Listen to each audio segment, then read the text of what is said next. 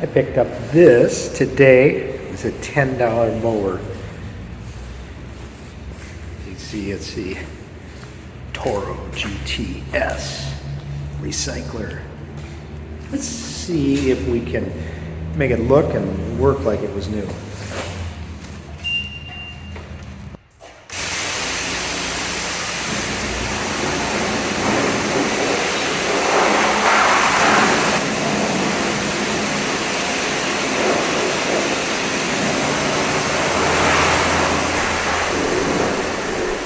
So here it is now that it's gotten a little bath. You know, this is not the fanciest lawnmower in the world. It's all we need for our small snow-covered yard.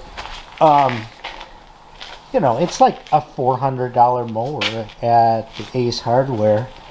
And I got it for 10 bucks on Craigslist, which I gotta tell you is not an anomaly. You can buy these mowers all day long. I needed a mower. I looked on Craigslist. This was the first one I found.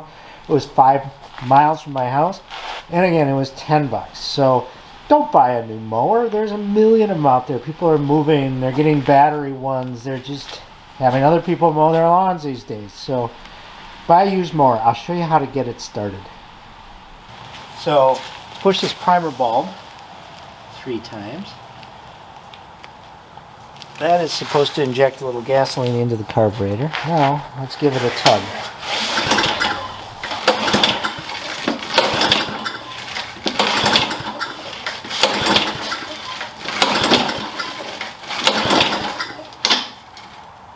Nothing. Okay, well, that's good. Alright, first things first, we're going to just check, see if there's any gasoline in it. And, yeah, there appears to be some in there. I'm going to check, make sure there's oil.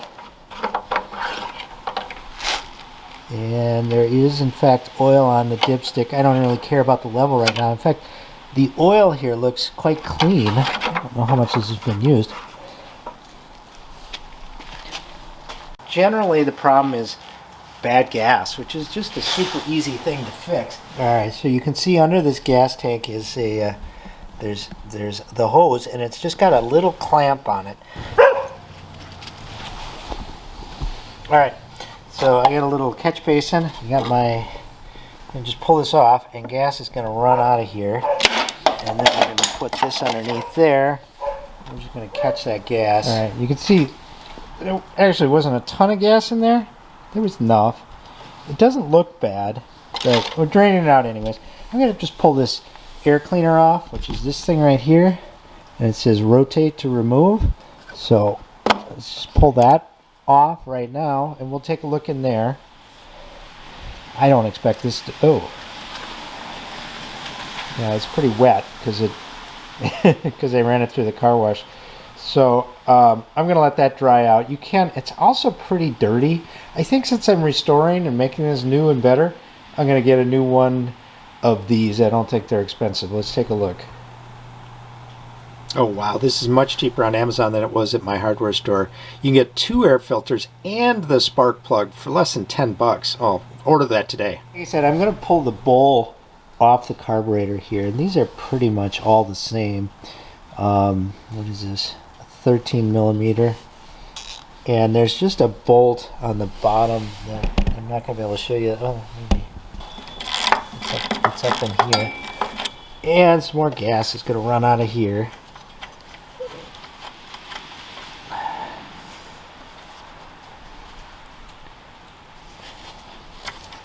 I'm not that worried about it. Gas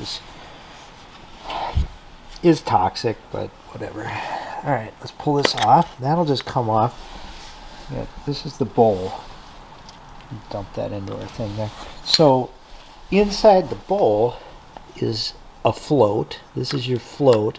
And what that does is it allows gas to fill into the bowl, and then it will turn off the valve once it reaches a certain level. Just having this reserve gas in there allows for the carburetor to suck gas into the cylinder, which is over here.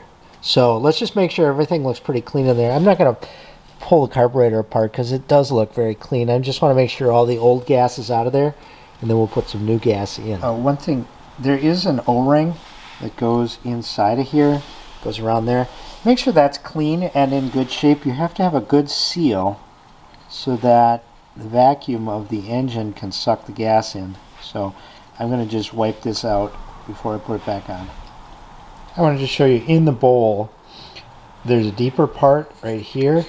That's going to go where this float hangs down. So that's kind of, when you put it back on, sort of put that in the direction where this float goes.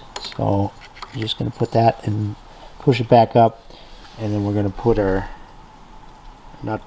bolt back in. Make sure that your bolt on the bottom of the carburetor bowl also has this rubber gasket around the bottom. Keep things from leaking. And you can take a look in those holes here and just make sure that that hole is clean, and then there's another one on the top.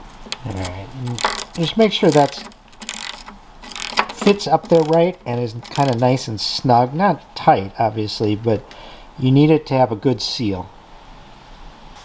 Okay, so I picked up some new gas, and I did find a filter at the hardware store. These are pretty readily available. Of course, it cost me more than the whole mower, but I guess then so did the gas.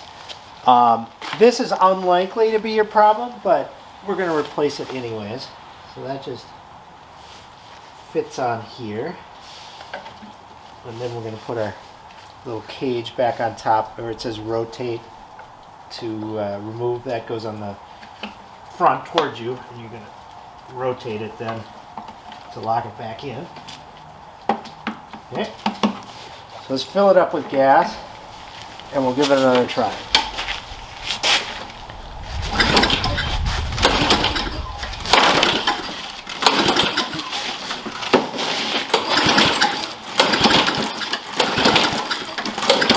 Alright, well that's good. Nothing. Alright, we'll go to the next gas step. Part doesn't work. You're going to want to change the spark plug. So I just Googled Toro 6.5 horsepower spark plug. I see there's a Toro site, the type of spark plug here, which is the Champion RJ19LM, and it gives you the spark plug gap of 0.030 inches or 0.76 millimeters. Alright, so this is the 0.76 here. This is the gap, and we're going to just try to see if it fits in there, and it doesn't. It's a little tight, so we need to widen that gap, and we can use this tool here to just bend this back a little bit. Let's try again. There, and that is about what you want. This is the spark plug wire. We're going to just pull this off. Okay, get this out.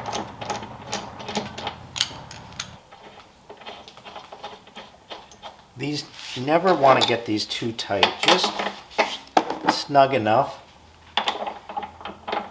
There's no reason to get them super tight. That'll do.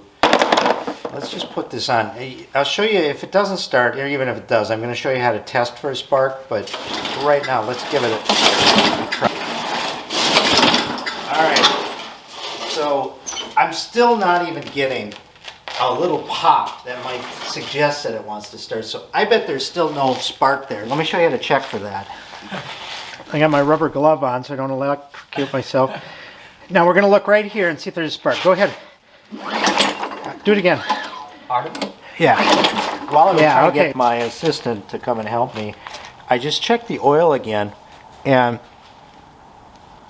noticed something here.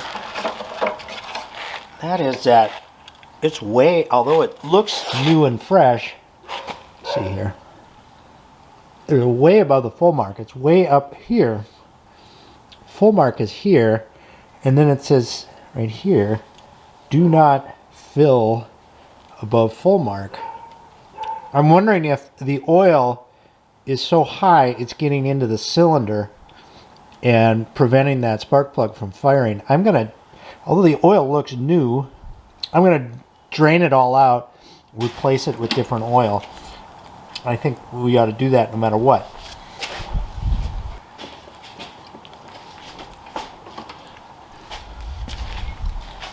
All right, so that's really weird. I've never had that issue come up before, but again, I guess it wasn't my machine.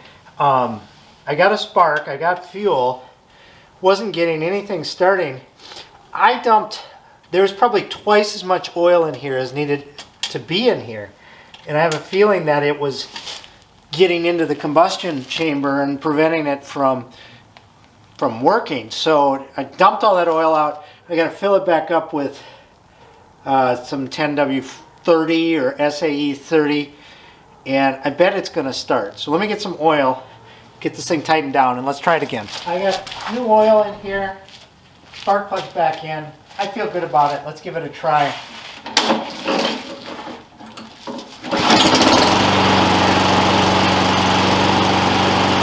Fairly full.